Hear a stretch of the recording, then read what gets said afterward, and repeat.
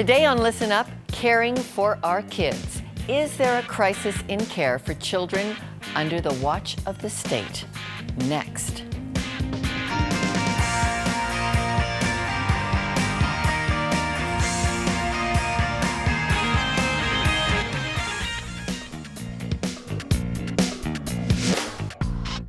Welcome to Listen Up, a Christian perspective on news that takes you deeper.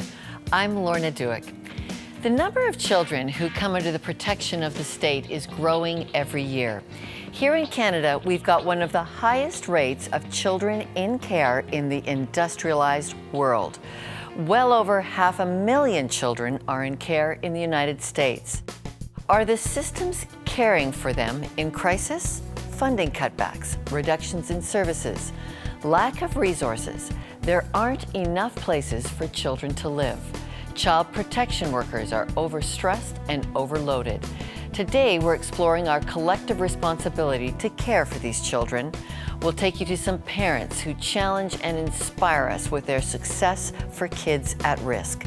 But first, how many children have to die while in protective services before it's too many? Ontario's Chief Advocate for Children and Youth explored that issue in a recent, highly controversial report. Erwin Elwin sees his job as being a sort of megaphone to amplify the voice of children and youth who are in state care in one way or another. He wasn't long into the job before he felt the need to raise not just his voice, but an alarm. You know, for almost the first 2 weeks or so into the job, I had a call from the media. They were telling me about the death of a child in a really difficult circumstance in Toronto. It was very public, and they asked me what I thought about that. It was probably the first time I had dealt with the media. It may have been the first time, but it wouldn't be the last. You didn't expect within the first month to be taking death reaction calls.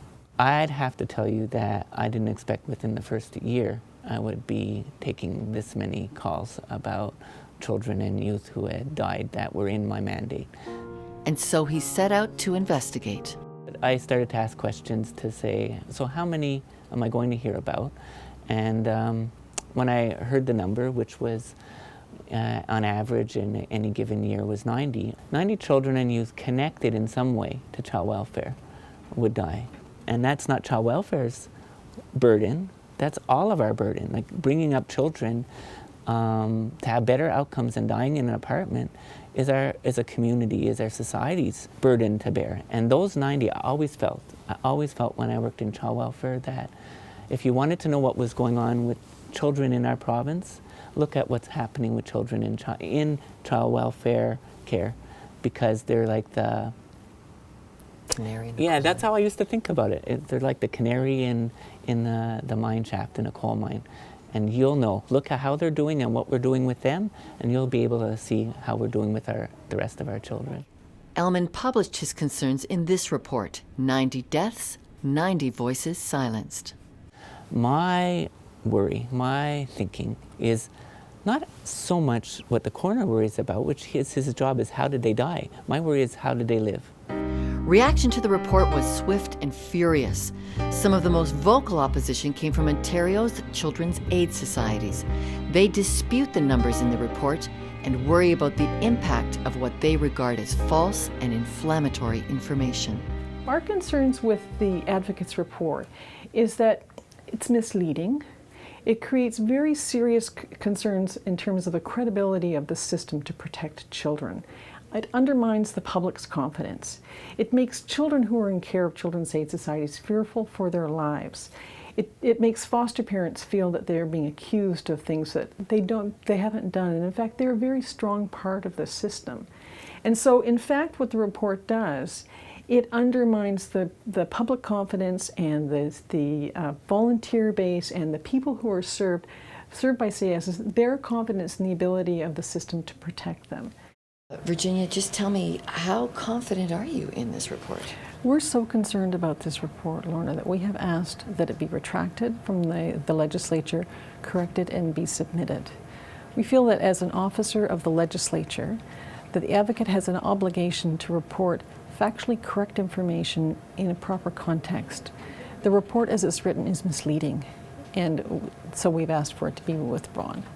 I've said this over and over again. It's not an exercise in blaming the Children's Aid, but concerned about that maybe we, even at the point of death or the year leading up to when that child died, maybe we as a society could have done something different. The reality is that there are never enough resources to go around.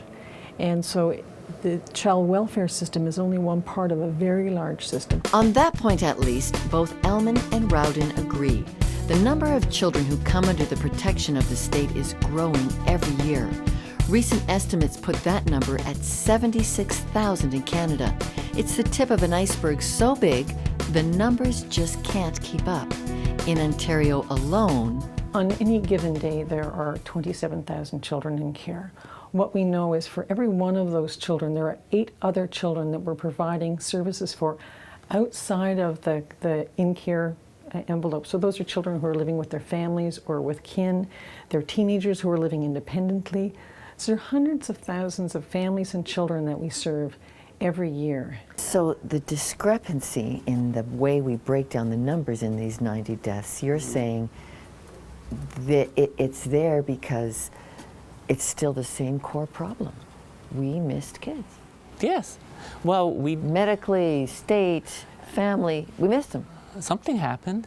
Something happened. Even if there are deaths that were, and I don't know, I haven't got the information yet, but there must be some deaths that were preventable but were accidental deaths, right? Many, but how did those children die? And I don't know. But we missed something there too. You've been criticized that you're asking for access to information you should not have as a government ombudsman for children. You're asking for too much. How do you respond to that? I have one duty, right? And the act that put me here says I'm supposed to look after the interests of the children and youth in my mandate, especially when they can't speak for themselves. I cannot think of something more difficult to have happen to children in my mandate than death. When we return, making better parents and building stronger families next.